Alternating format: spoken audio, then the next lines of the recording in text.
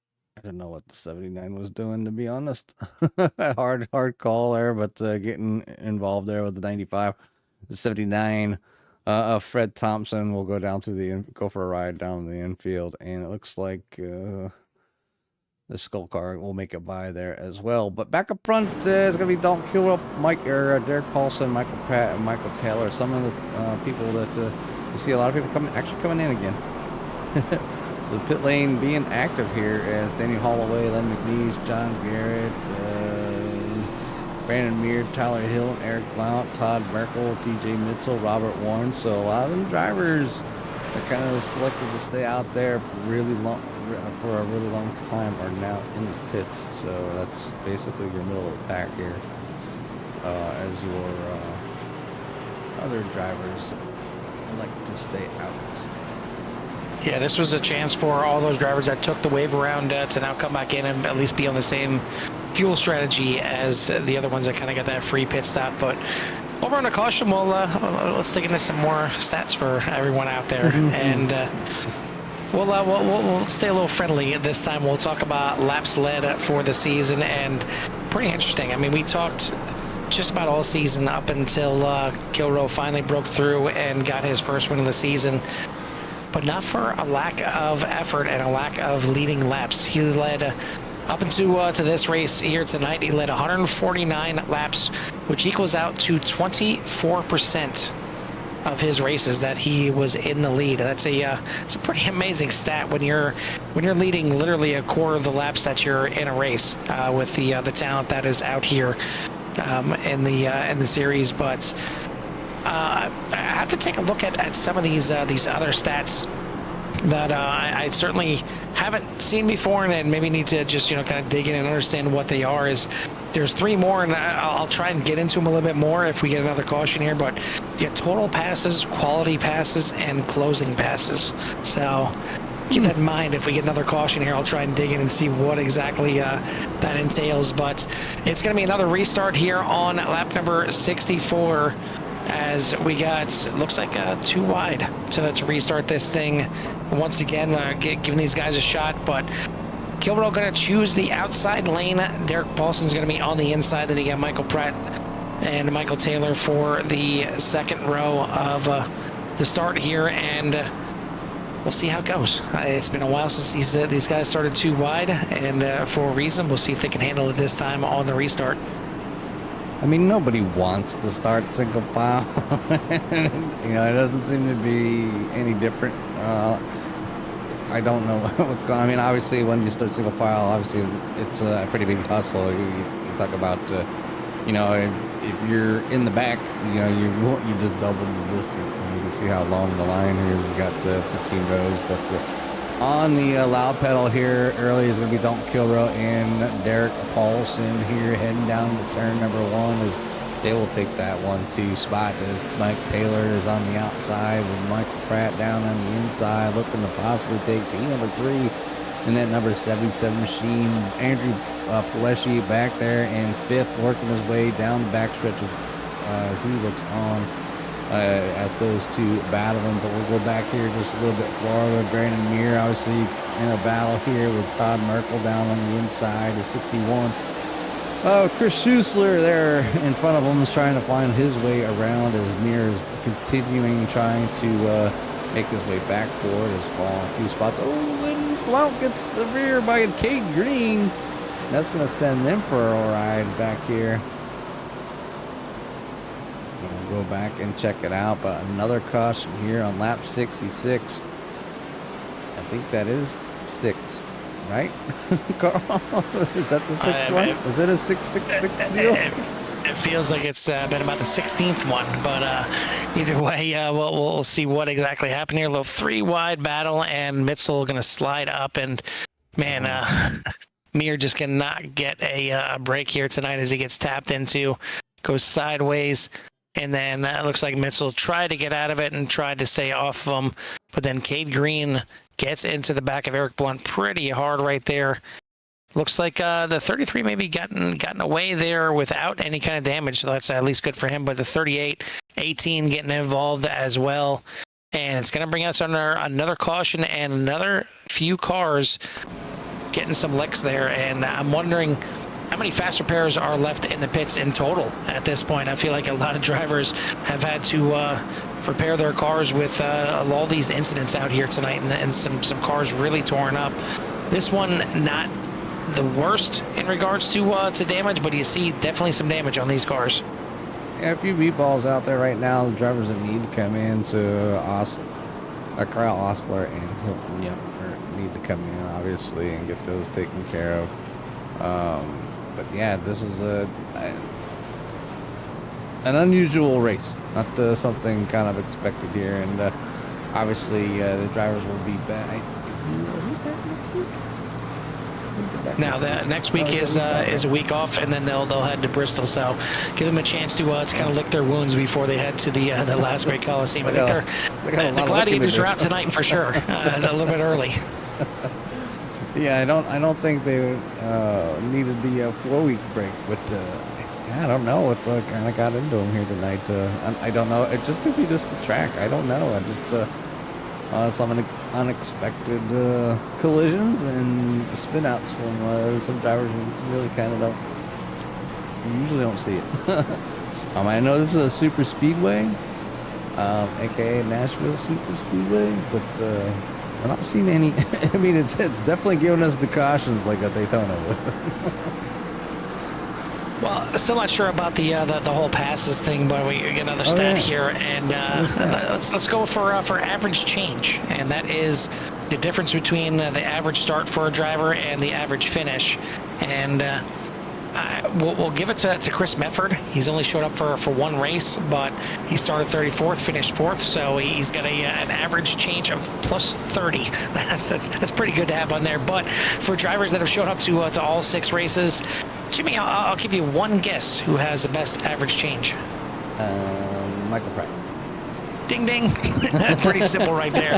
He is, surprisingly enough, he is only a plus 9.5. He hasn't really had the finishes that he'd like to have so far. Average start 29.7, average finish 20.2. So only a 9.5 average, where I'm sure he'd like that to be closer to a 19.5. But second in the running, your points leader. He's got an average start of 12.2, but he's got 6.5 to the good in regards to his average change here in the races. So average finish of 5.7 is good enough to give him the points lead for this season. So some pretty fun stats right there as well. I'll keep digging, because it looks like these guys are going to keep digging into these cautions here tonight. Hopefully we got them all done now. Hopefully, maybe now, lap 69, we'll get the restart here. Back to green. Dalton Kilroe takes his foot, puts it on the gas pedal, and heads off to a nice little jump down there in turn number 1. With Daniel Paulson following close behind. Michael Pratt talked about him leading the position change, and right now up 24 spots. So it's definitely add to his stats as far as places being changed. But him and Andrew Flushy getting really close. So just people need to pay attention to out those virtual windows and where their competitors are. And sometimes it's tough. I know not everybody has the benefit of running triples or VR. So having that. Your spot. We're gonna have a mess up here, and it looks like John Garrett being involved in this one. Dennis Warrens, Todd Merkel, and Cade Green, a lot of your front runners here early getting wrapped up. So we're gonna go ahead and stop this. There's so much stuff going on here. Go back here. See what happens in the back. You don't even have the camera on them. Maybe I should have took it off the back. Then maybe they go do a little better. We'll see what happened here. Looks like right there, the two already. Merkel getting a little sideways, and it slows him up, and then some net code contact there with the 66 of John Garrett. Going to spin him around. You see Garrett locks it up, tries to keep it down below him, but then just clips the 90 there of Dennis Warrens. And sends him up into the wall. Pretty hard contact there for the 90. The 66 looks like he may have gotten away with it here a little bit until double shot there. as the 17 of Hemi Gherardini gets into him, and then Gordon Larson literally takes him for a ride and throws him off the track into the infield. You can't park here, sir. He's going to go ahead and throw him off into the infield. And it's going to bring us under yet another caution. And this thing happened too quick. I wasn't even ready with another round of stats here. So you have to bear with me here for a second. But it's getting to that point, Jimmy, where it's late enough in the race. Maybe we're getting inside the pit window at this point. Yeah, we're getting close there. We're going to ride on board here with Gordon Larson so you can see what he sees. Obviously, it's a Gherardini going sideways, nowhere to really go, and just kind of only option to hit the 66. But you can see him heading over, doing a 360 over his hood there. And obviously, you can see off the side, but off the left-hand side, Garrett about ready to roll over. So definitely another big one here at Nashville. I've lost track. I think we're at the 10th caution, if I'm not mistaken. That's one overlay that I've never really looked into possibly having on the screen, like a counter for caution. And typically we don't have to worry about that with these guys. I mean, typically they're clean, and there's a lot of times where they'll go pretty much caution free throughout the whole whole series. So it's gotta be Paulson. It's gotta be on Paulson for this one. He's the one that set up the session. It's between Paulson and Tim, but I don't want to blame Tim Lee. He's in the hospital dealing with some stuff right now, so I can't really put it on him.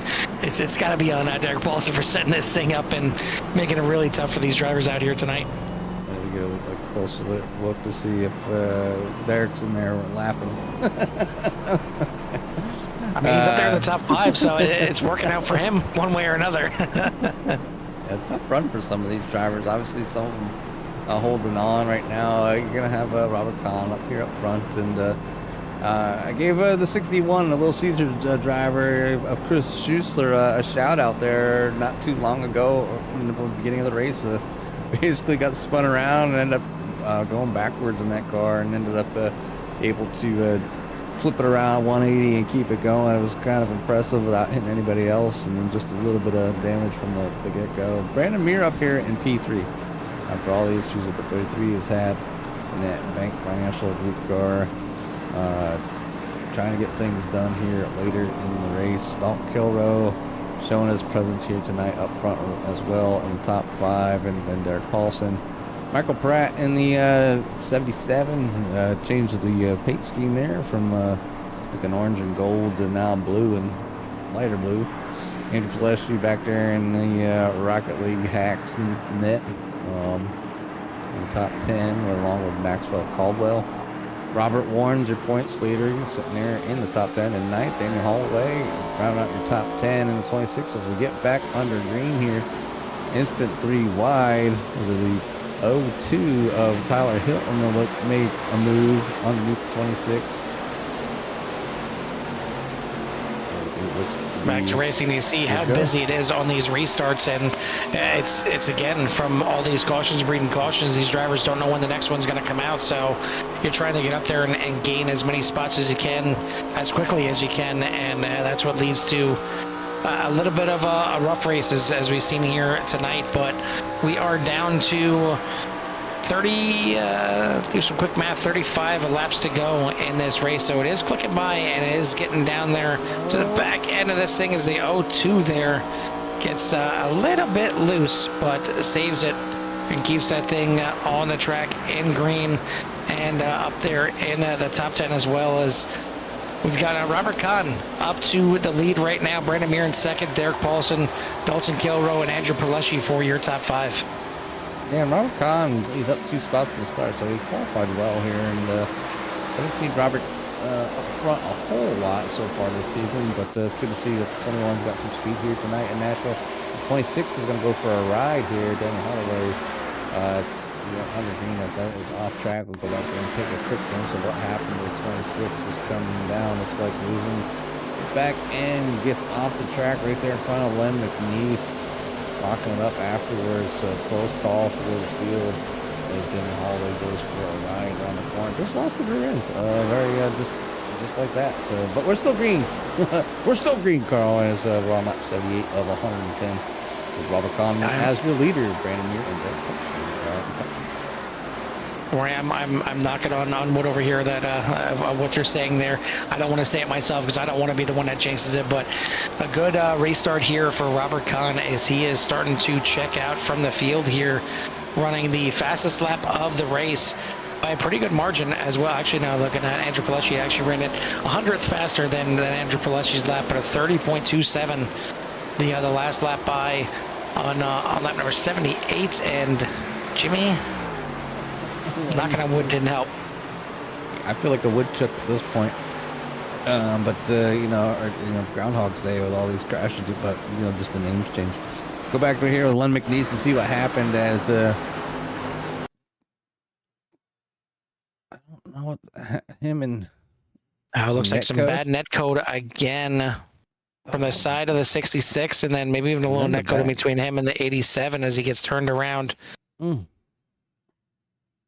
Some tracks are just worse than others, but keeping it up alongside the fence there and not getting anybody else involved, and that's tough to do sometimes, especially late in these races. But Len McNeese showing sportsmanship, obviously, and doing the right thing, not getting anybody else involved in his mishap in that 84 Western Auto Machine. So we're on lap 80 of 110. I would not be surprised to see the whole field come down and take some tires, fuel. I believe we are definitely within that window.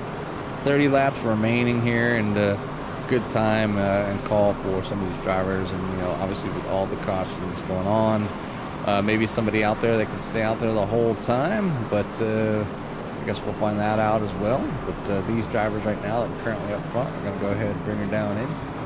Looks like Derek Paulson, Dalton Kilrow, Andrew Pilecki, Chris Schuster, Mike Casey, DJ Mitchell, and Eric Blount will stay out. That's your top 7. And the rest of the field kind of getting some fuel and tires maybe, and fast repairs if they need it, or some work on to their cars. But we'll go ahead and keep an eye on that number 21 of Robert Kahn, as he was one of the few cars to get some good green flag laps here at Nashville Super Speedway, and was able to stretch his lead out just ever so slightly. So we know that Robert has the talent in the speed in that car here tonight to see if we can get that thing back up to the front and lead some more laps here before the end of this thing. As looks like we've got about we still have 30 laps to go. So we're at 81 110.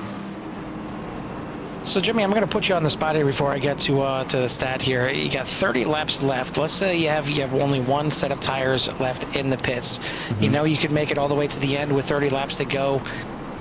Given the way that this race has run so far, do you come in, make your final pit stop, take those tires, knowing that you don't have to come in at all anymore, but it could put you on the back foot if somebody still saves a set of tires for maybe a late caution in this thing? What do you do? I mean, if I can know how many people are on the lead lap. I mean, if I come in right now and I have a set of tires, looks like everybody was in at lap 72, so 8 laps, and they're under caution coming down. I don't think I'm changing just yet. I think I'd probably stay out and hold on to them just for a little bit longer, because you don't want to be that guy with your pants caught with your pants down, obviously. But I mean, if you're in the back of the pack and you just there's no sense, because it gives you options, so you can either get your new tires and hopefully work your way up through the pack early, and you don't have to stop for fuel, or you keep your current track position, and then hopefully you don't get caught with no tires at the end. So, I mean, these drivers they've had a couple good runs, but nothing too extravagant where they've had to actually come in for a green flag pit stop. So they started. Also makes it tough. I mean, you take those tires, you'll be fresher than anybody else out there on the track, and if it goes green the rest of the way, if somehow they figure out a way to make it 30 laps green, you'll be sitting pretty. But it just takes one late caution to kind of really put you behind the 8 ball. But man, shot out of a cannon is the 5 of Derek Paulson. like I said, Jimmy, I wasn't worried one bit. The 5 is out there in the so lead. full of you Can't know say what. I didn't call this. I mean, is right where he needs to be, right at the right time. It doesn't matter what happened earlier in the race. The fact that he was down 2-3 laps, that means nothing to me. The 5 of Derek Paulson showing the way right now in front of his teammates. The 41 of Derek Dalton Kilrow, Andrew Pileshi, Mike Hasty, DJ Mitzel for your top 5. Then Schussler, good comeback for the 61 for sure. He's been involved in a few things here tonight. He's up there in 6th place, and oh man, you wonder why there's been 4 cautions wide. here tonight. How about 4 wide into turn number 3? And of course, Jimmy, this is the one that did make it through. Never mind. Spoke too soon. Todd Merkel and the 02 of Tyler Hilton go for a ride. Caution flies here again with only 26 laps to go. So, like I said, obviously, if you take it, like we were going through the theory of, if you had tires 30 laps to go, do you take them or not? Maybe you should have, and then, or, hopefully you weren't involved back here. And obviously, we've seen the 02 up front here tonight.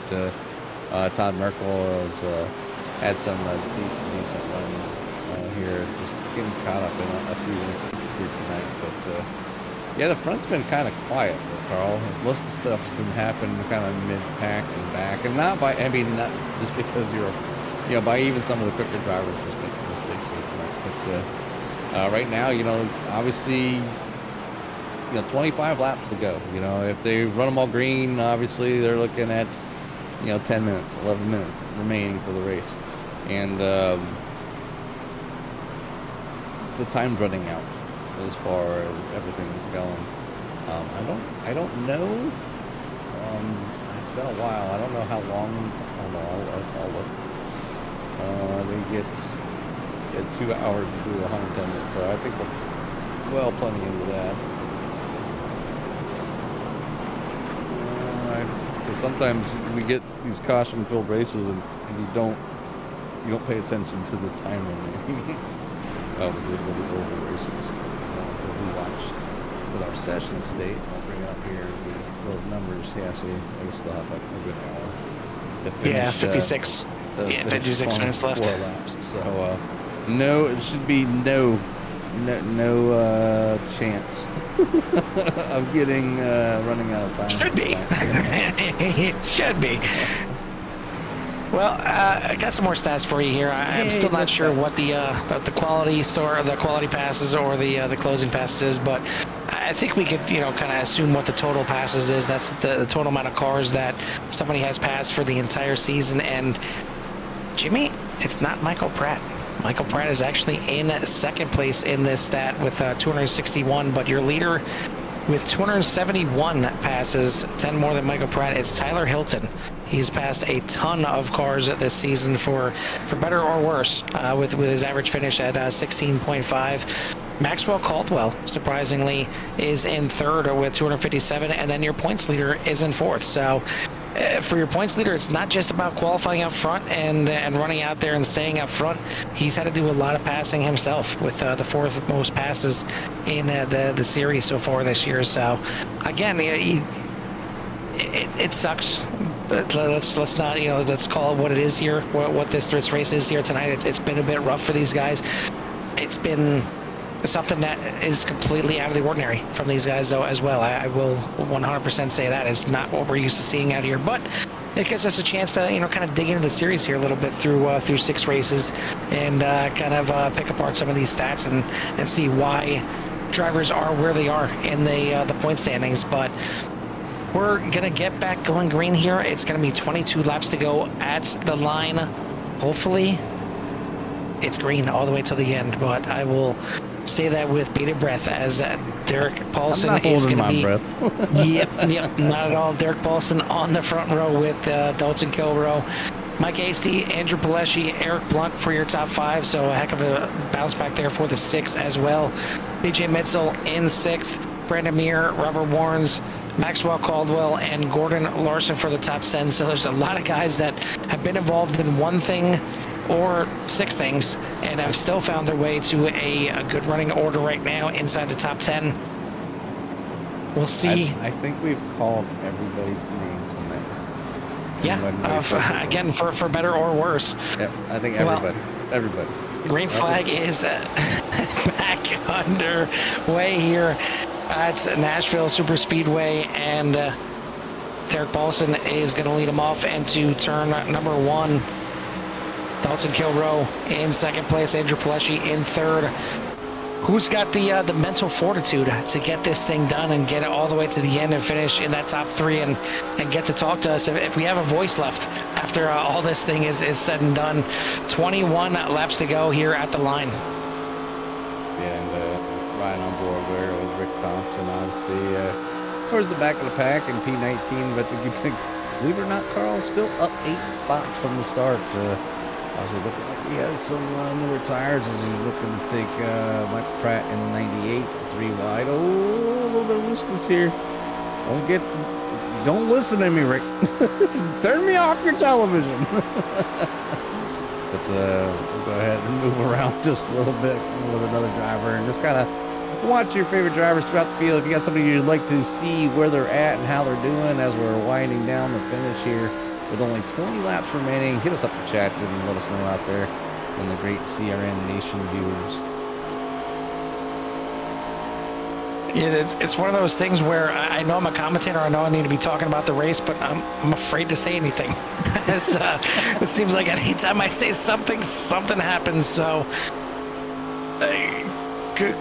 go get them, guys. I mean, I don't know what to say. Well, either way, we're down to 19 laps left in this race. We're gonna get it done in the time limit for sure, but a little bit deeper into the time limit than I think these drivers expected or wanted to hear tonight. But it's exactly what Derek Paulson wanted. As we said before, he was the winner last season here when we ran the Cup cars. And he is leading right now with the ARCA series and trying to hold off his teammate Dalton Kilrow from getting yet another win here in the season and maybe climbing back up to his spot on top of the throne, on top of the point standings in his attempt to go back-to-back here in VVR. But so far, so good, as these cars still getting a little squirrely, and the 33 of Mir goes sideways into the grass, but it looks like... That's Hemi. I mean, Giardini gets on by. It looks like we're going to stay green. Indeed, we are. And we're going to keep this thing going. I think somebody needs to go up to the flag booth and steal the yellow flag from Barney. Just let them do like they do in the iRacing ARCA series, and no caution. Just have at it, boys, for these the final 20 laps. This is not a rookie race, Carl. These drivers have talent. They're just minor track, cold. I'm telling you, cold track, and tires just not being able to get warmed up. A battle kind of brewing here in the front as Derek Paulson is trying to hold off Dalton Kilrow, obviously, and you got Andrew Pileshi, and you got your points leader back there as well, Robert Warnes. Looking to, hey, don't forget about me. I need to be up there to keep my lead. But we get the 5, getting a little bit of scrapage from the wall. We'll slow him down, give the 41 of Dalton Kilrow the opportunity to get underneath the 5 and try to make the pass. Has it that time by as they go down into turn number 1.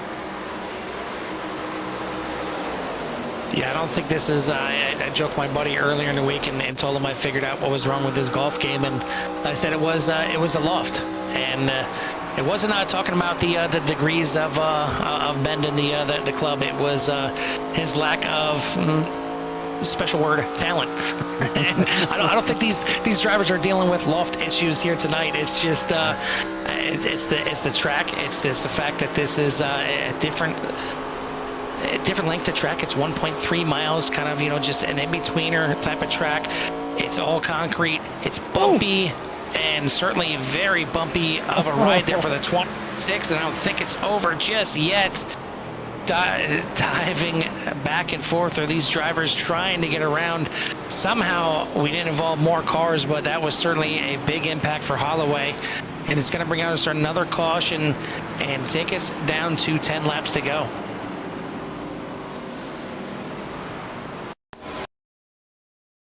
And Holloway's not on the list, so I'm gonna move over to him to kind of see what happened here.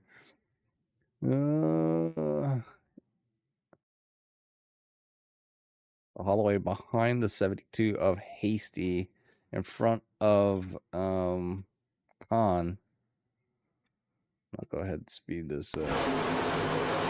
You're just losing right there, and obviously checking up, but Khan not able to check up fast enough, gets underneath, sends that 26 for a ride. Looks like Khan's gonna make it by, probably with some damage. See Blount going by here as well. The 00 making it by. Somebody else is checking up there. 87 makes it by underneath. There's the 02. Mitzel. It comes to 76 coming in hot. Gets in a Merkel. Down the grass. Len McNeese gets checked up in time. I think it's like everybody is going in the right direction. So just getting loose just a little bit and having to like lift in order to try to save it.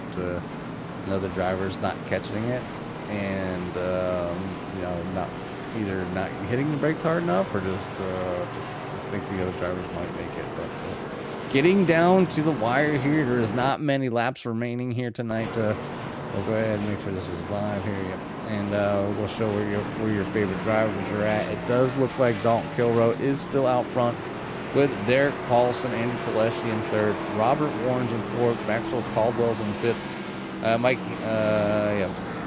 Hasty, Robert Kahn, Eric Blount, John Garrett back up to ninth, Rick Thompson, and Michael Pratt, and 10th and 11th, Tyler Hilton, Len McNeese, Mike Rideout, Chris Schuster, Hilton Young, Daniel Holloway, DJ Mitzel, Gordon Larson, Todd Merkel, Brandon Meir, Michael Taylor, and the last one on the lead lap is going to be Dennis Morris.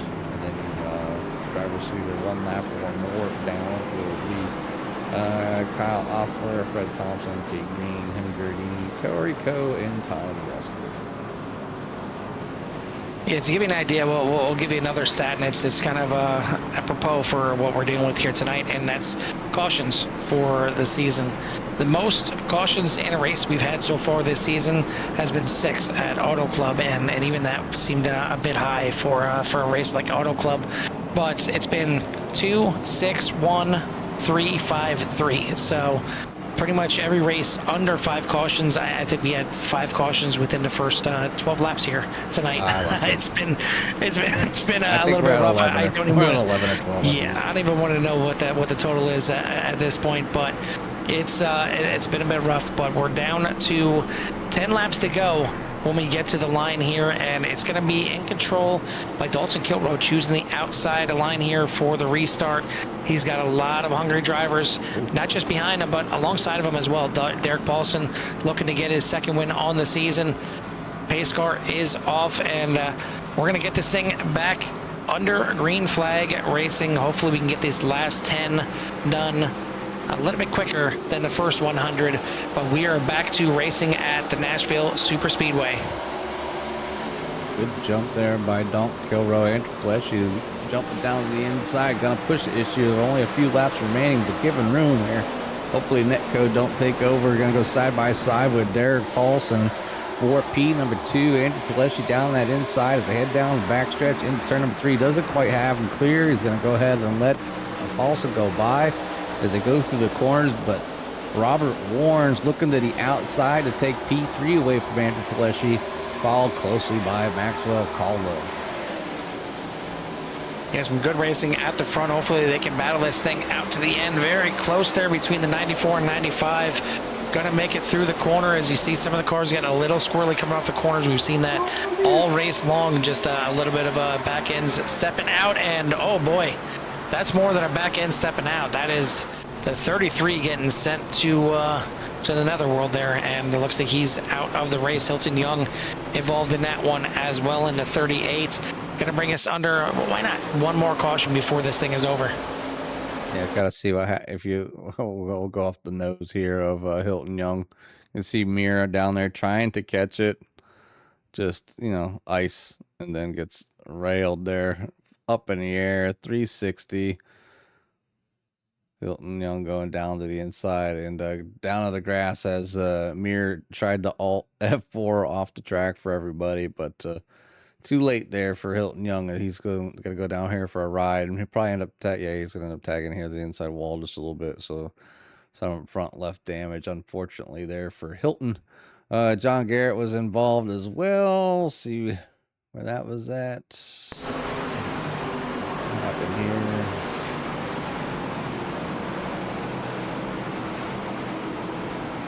Maybe John Garrett calling it a night. I'm not sure if he wants to deal with it anymore, even though there's less than 10 laps to go. He pulls it down to the inside here, and yeah, there you go. Throws it back to pit lane. Yeah, sometimes you might just be in the wrong situation and you're going to end up getting a black flag or anyways, but because of where people can't catch up or whatnot. So just doing the right thing and kind of trying to make things a little easier, decides to take it to the pits automatically. But we're going to go ahead and go back up front here. Obviously, we still have a race to finish here. We still have 7 laps to go. And even if we need them, we still have green, white checkers to use. And, you know, shut your mouth.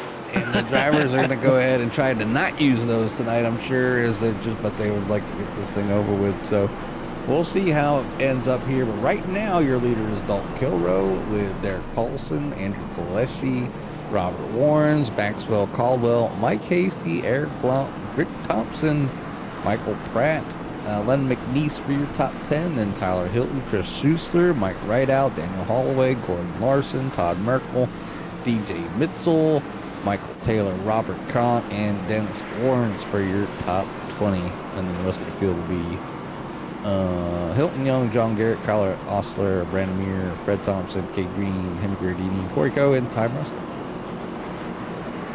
Basic lights are out, and I'm out of stats for tonight. I think we've had enough stats for one night, let alone one season. Yeah, exactly. But yeah, we're down to 6 to go. It's going to be 5 to go when we get the green flag this time by, as Dalton Kilrow is out in the lead, looking to try and take the win here tonight. And I mean, this would be a heck of a bounce back. We talked about it. It took so long for Dalton Kilrow to get his first win, and now all of a sudden may go back to back as winner last week out at Charlotte. Looking to get it done here tonight. He's got his teammate there on the inside playing a blocker once again on this restart. Not sure how much Derek Paulson still has in the tank to try and fight with his teammate for this win. He may just be trying to keep the likes of Paleshi and Warrens behind and try and let his teammate go out there for the win. But coming through turns 3 and 4 one more time, the pace car is going to drop down into pit lane. It's going to be in control by that 41 once we get back to the Geico restart zone, and we are back to racing here at the Nashville Super Speedway. Good start from the outside line, not so much from the 5 of Paulson, as Warren's easily going to be able to clear into second, and they're going to get a little dicey in turns 1 and 2, but Paulson's going to hold them off for the time being. Almost 3 wide coming off the corner. We got another car down through the grass on the backstretch. Looks like it's the 26 of Holloway. Going to stay green as he's going to jump back into the pits. So back to the line, 4 laps to go. Kilrow leading Warrens. Battle for 5th place right there as Caldwell and Hasty going at it. Yeah, definitely battle in there. Hasty trying to use that outside with the best of his ability and trying to make things work, and see how close they are with the 87, trying to get the run, trying to get something to happen here. Just got to be careful. You know, obviously drivers making moves to try to move forward or get the run that they need to get this thing over with in the best position possible. But right now it's Dalton Kilrow out front over Robert Warrens, Derek Paulson here, as we have 3 laps to go. These drivers are 1, 2, 3 in single file. We are single file all the way back to, I believe, I think I want to say Chris Schuessler. Yep, Chris Schuessler. Oh, and they're going to go around. Larson. In the grass, so it looks like we're going to stay green. Oh, Paulson with crashed. 3 laps to go.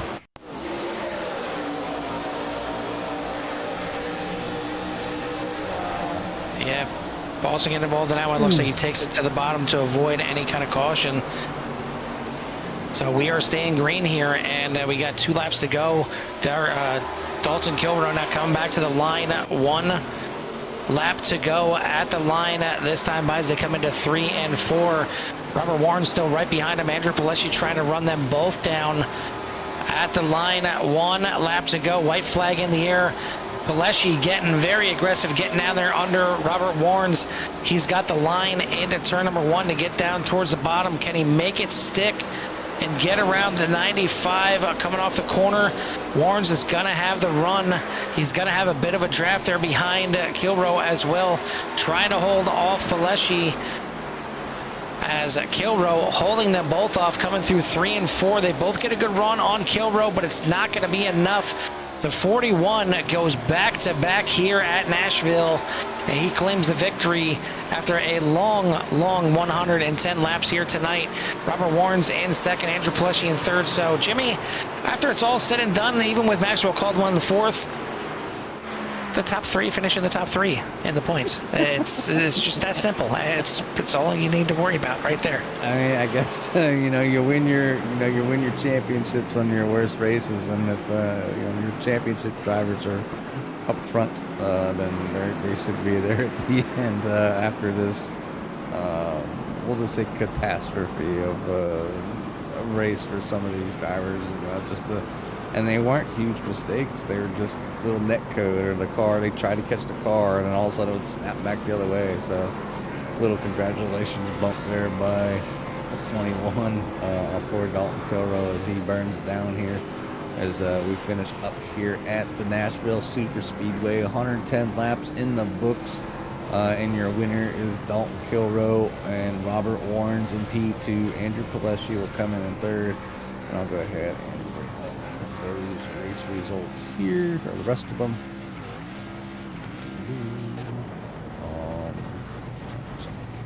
We'll go back.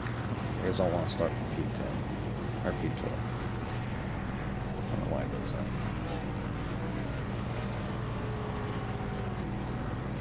Come on. Well, while it's stuck at 12, I was going to say I'll run on the top 11 for you if you want to. Your top 18, Dalton Kilrow, Robert Warren, Andrew Pileshi, so we're going to get a chance to talk to them here shortly. And then Maxwell Caldwell, Mike Hasty, Rick Thompson, Michael Pratt, Eric Blount, Tyler Hilton, and Robert Kahn for your top 10.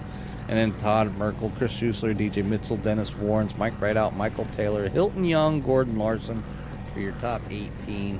And then the rest of the field here, if it doesn't want to be ignorant, Len McNeese will be in 19th, Eric Colson in 20th, Fred Thompson in 21st, Daniel Holloway, John Garrett, Brandon Meir, Kyle Osler, Cade Green, Hemi Gardini, Corey Coe, and Ty Marasco to finish off your 29 car field here tonight.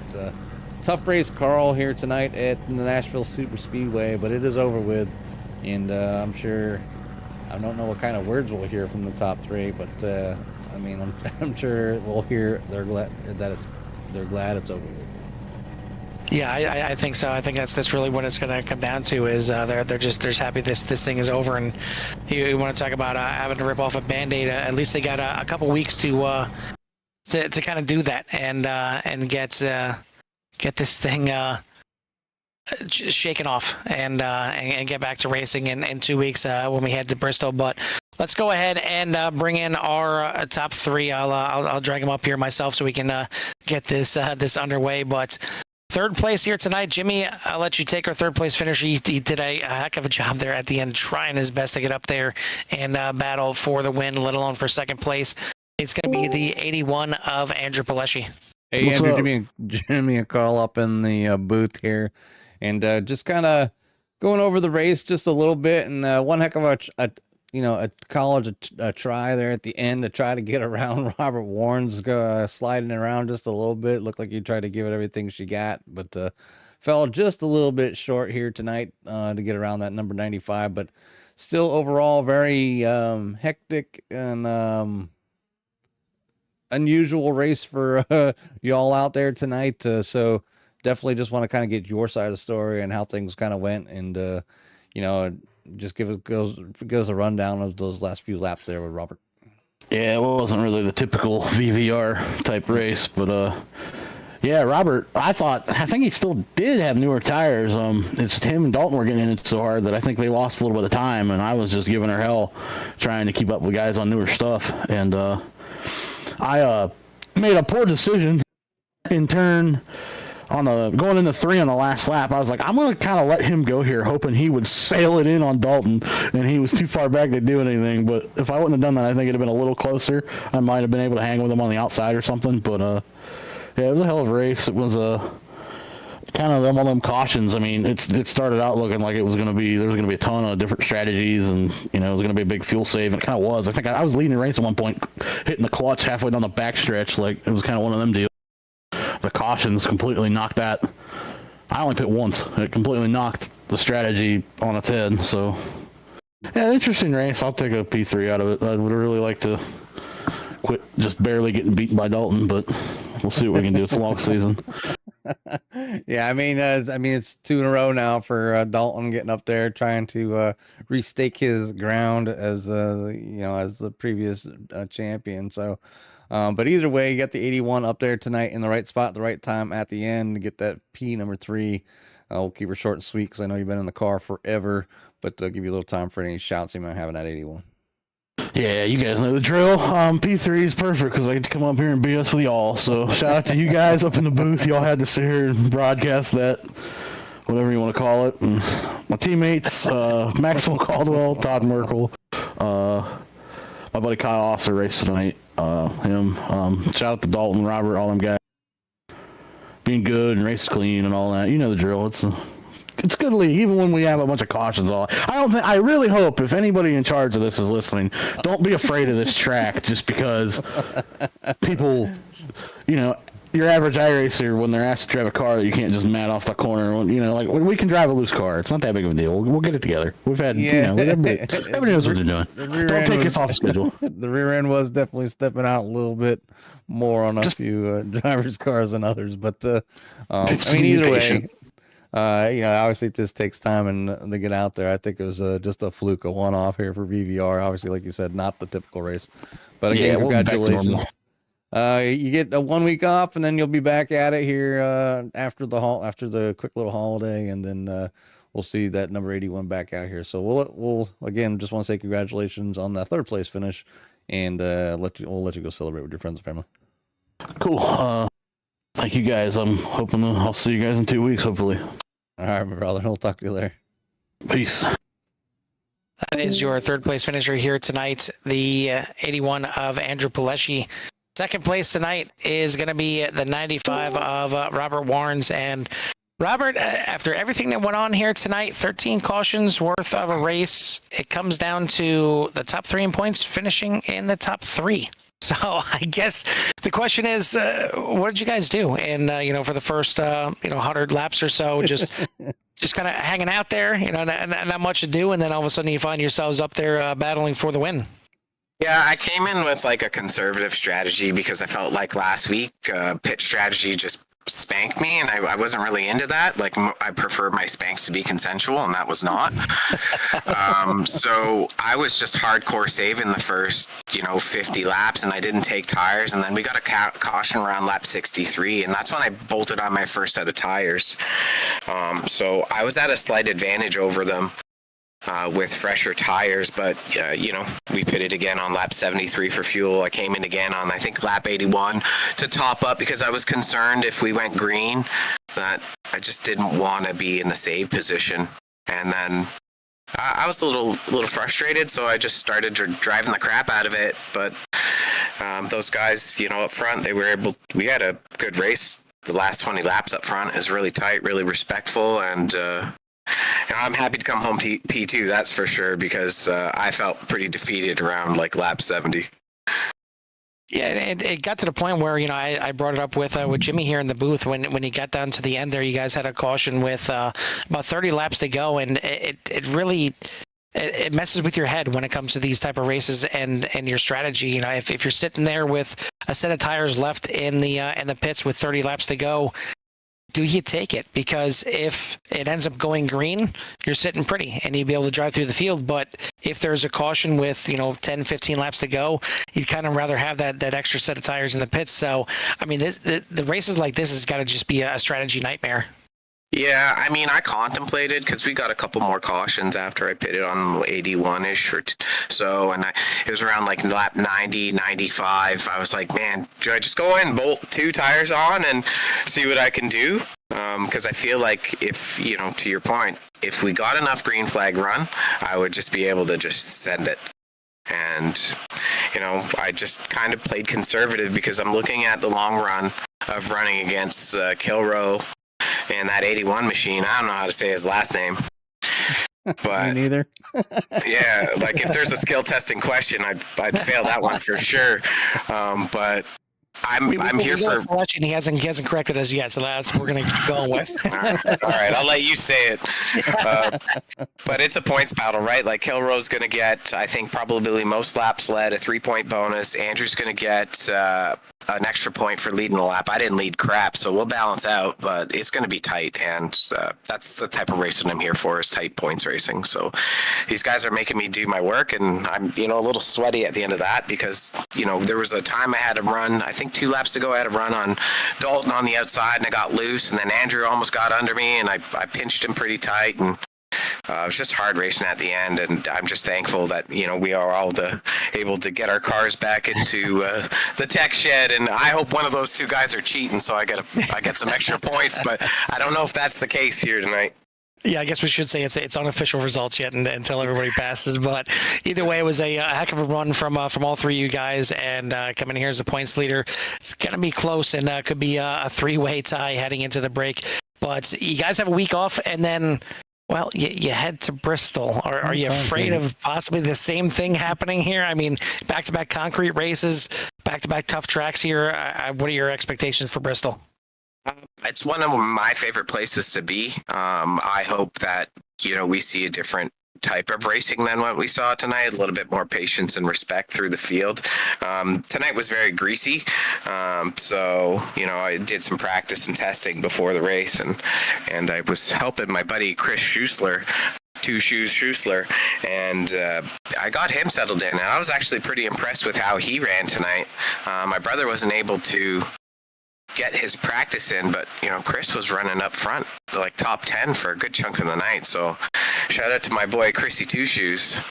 But check out Chrissy Two Shoes' save right there in the beginning of the race. You'd be kind of proud of what he did. I had to give him a shout out and replay what he did, but I ended up getting spun around. And he was going backwards and whipped that thing in a 180 and kept her going straight. I was kind of impressed.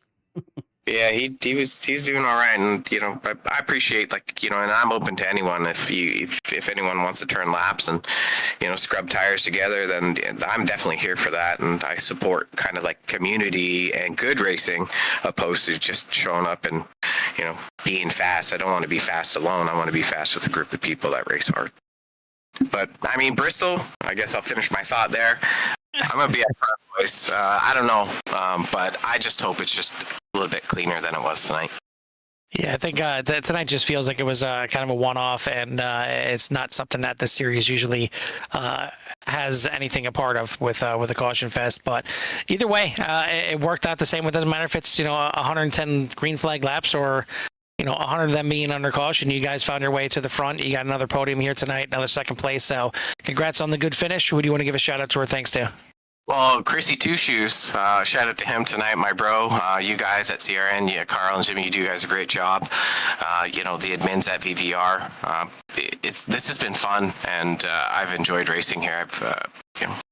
That's why I'm back. So we're going to keep sweating it out. I mean, for you guys up in the booth, when you guys got to run away and use the restroom, you can just roll a commercial and walk away. Like, we're stuck here under these cautions. So, I get pulled in the waiting room and I'm like, I'm gone, like somebody has to get me out of this suit, get me out of this helmet. I'm doing like the Ricky Bobby dance. Like, I don't know if it's a dance or what, but no, just generally thanks to everyone that makes this all go on. And it's been fun racing against some competitive people. Yeah, you got in the car thinking it was going to be 110 laps and it turned into a 12-hour endurance race. But either way, you got it done here tonight. So congrats again. We'll let you go celebrate. We'll see you in a couple weeks at Bristol. Yeah, take care, Jess. Later. That is your second place finisher, the 95 of Robert Warrens. Last but not least, Jimmy, your winner here tonight, back-to-back winners for the 41 of Dalton Kilrow. Hey, Dalton, Jimmy Carlton, Boothie Cappy. Yeah, I got you.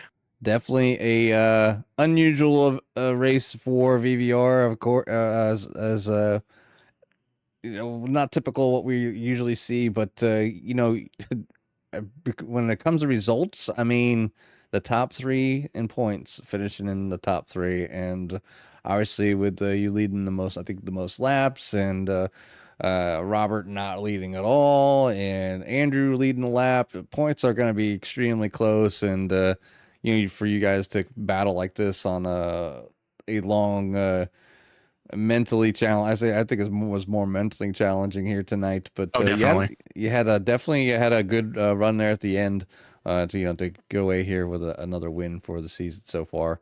So just kind of give us a little rundown of how your race was, and obviously I know one thing you'd like to change is obviously the amount of cautions, but I mean, you did everything you need to be in the right spot, but kind of give us a rundown on how your race was for you here tonight, as it was. Yeah, for the most part, I was, I was just gonna take my time and not really force too many issues. Sorry. Didn't want to force too many issues. Gave up track position super early to go pit and take some fuel, just because from there, just in case it had gone green, because I know this track is pretty fun. Just wanted to have it covered where we could make it on 2 stops, but obviously that didn't happen. I hate that this race was littered with cautions, because I won the race, but it just didn't look good. So it's a win's a win, I'll take it, but I just compared to last week where we had a much better race, this is the part that sucks about racing. Sometimes you have stuff like this, especially with groups that have been around each other for a while. But I get a feeling that next week it's gonna be, I don't know. Bristol can be hit or miss, but I'm hopeful. But we'll have to see what everybody's like on race day. Yeah, definitely with a week off and some more time to prepare. So hopefully you guys will be able to knock out one of those typical green flag start to finish races at Bristol. That'd be probably one awesome event to see. And I'm not a big person of short tracks, but Bristol does have a small spot in my heart here on iRacing, considering it was the very first race I won. Don't know how, but I did. So hey, like I just said, a win is a win. You take them when you get them. Oh yeah, so I definitely hold Bristol.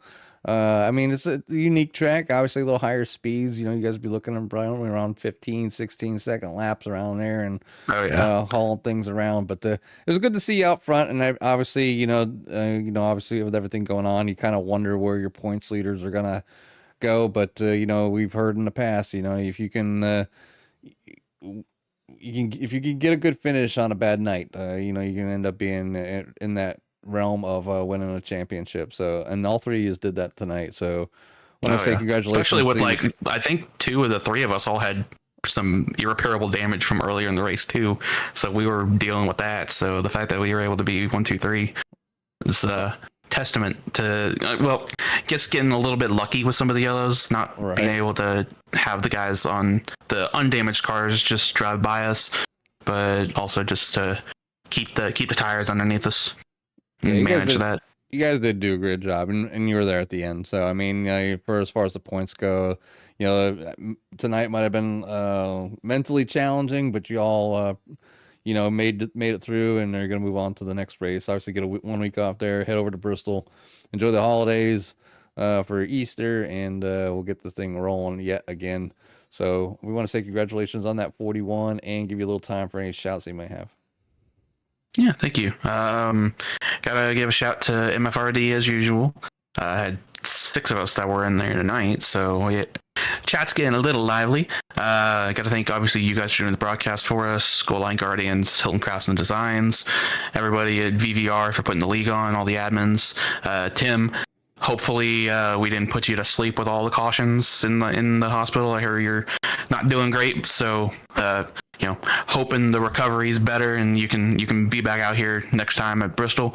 And thanks for everybody at home for tuning in. So we do it for y'all.